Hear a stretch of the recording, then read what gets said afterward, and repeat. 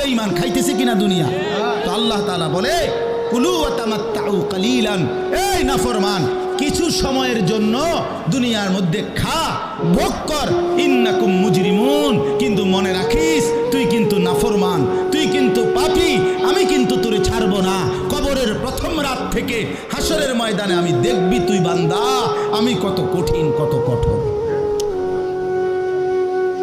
তোরে আমি দেখাবো। ভাত খাইতে লইছে খাও, ভাত খাইতে লইছ খাও বান্দা, এখানে আটকামু না, এখানে আমি জানোয়াররাও আটকাই না, আমি জন্তু জানোয়াররাও খাইতে দেই, তোরে দিতাম না কেন বেটা, খা বেটা।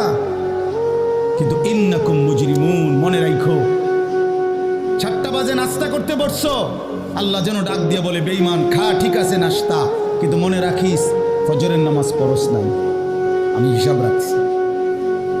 রাত 10টা বাজে খাইতে বসছো বেঈমান, ঠিক আছে খা, কিন্তু মনে রাখিস এশার নামাজ পড়ো নাই।